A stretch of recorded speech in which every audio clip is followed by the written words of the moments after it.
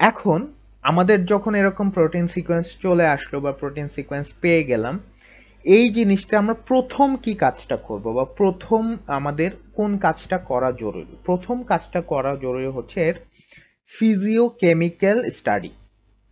আমার যে সিকোয়েন্সটা সেটার ফিজিওকেমিক্যাল স্টাডি করাটা হচ্ছে প্রথম কাজ। অর্থাৎ আমরা যখন আহ, ধরেন নামাজ পড়তে গেলে প্রথম যে কাজটা করতে হয় সেটা হচ্ছে অজু করা।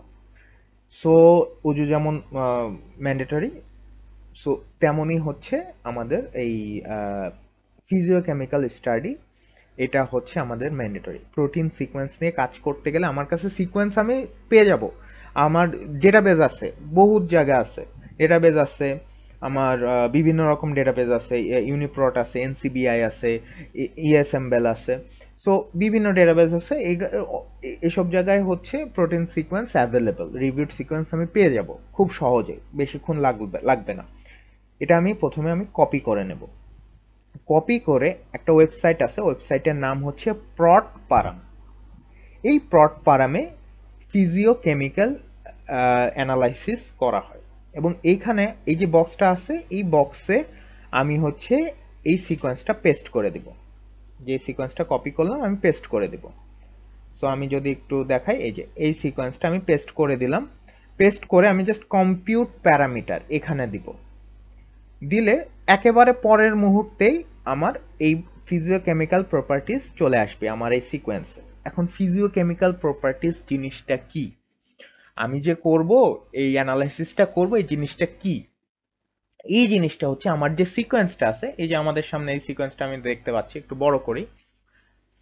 সো এই যে সিকোয়েন্সটা আমরা দেখতে পাচ্ছি, এটা তো আমরা সিকোয়েন্স সাবমিট করছিলাম।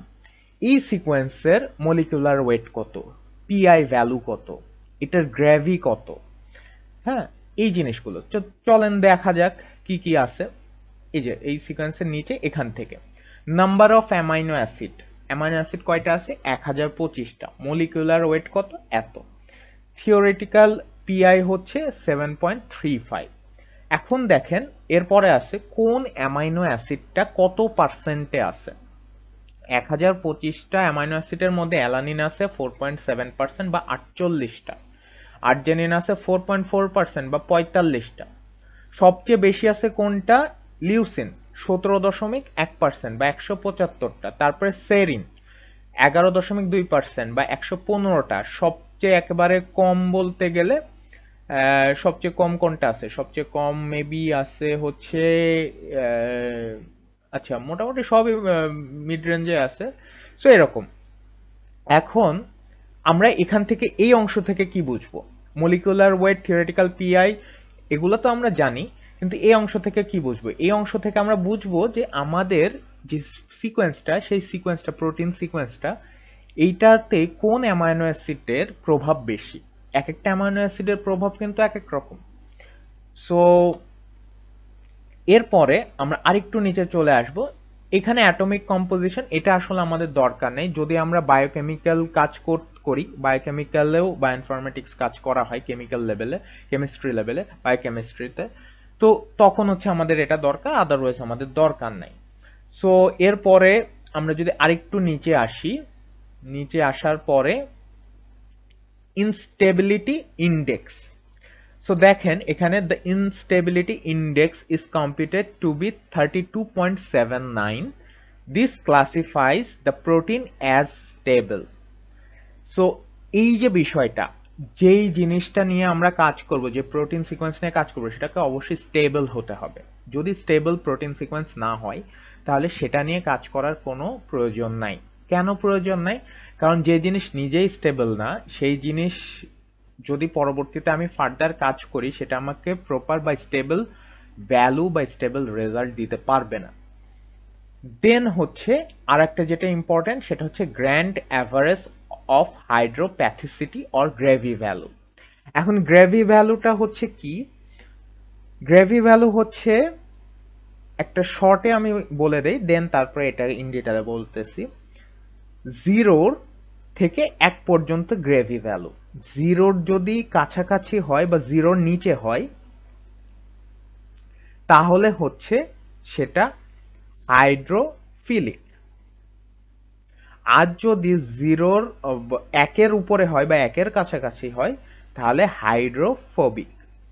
অর্থাৎ জিরোর কাছাকাছি বা জিরোর নিচে হলে সেটা হচ্ছে পানির সাথে খুব ভালো মতন অ্যাটাচ হবে, পানিকে সে ভয় পাবে না, পানি দেখলে সে দূরে সরে যাবে না।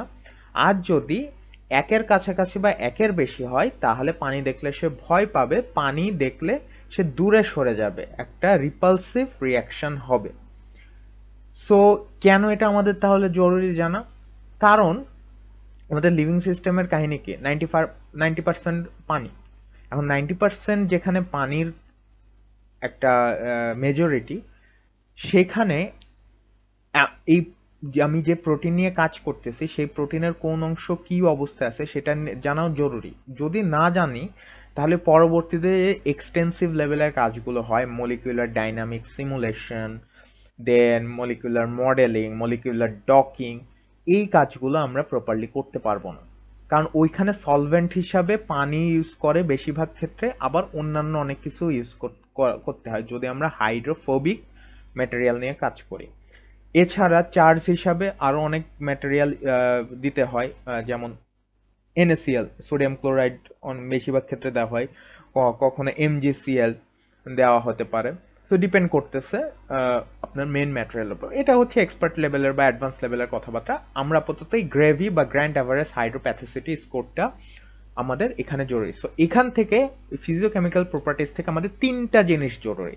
একটা হচ্ছে গ্রেভি স্কোর, একটা হচ্ছে ইনস্টেবিলিটি ইন্ডেক্স, আর একটা হচ্ছে আমার অ্যামাইনো অ্যাসিড কম্পোজিশন। এই তিনটা জিনিস আমার জরুরি। এইটা গেল আমার, এই জিনিসটাকে বলা হচ্ছে আমরা কি করলাম, আমরা কিন্তু যে অ্যামাইনো অ্যাসিড সিকোয়েন্সটা অর্থাৎ আমাদের প্রাইমারি স্ট্রাকচারটাকে আমরা অ্যানালাইসিস করলাম।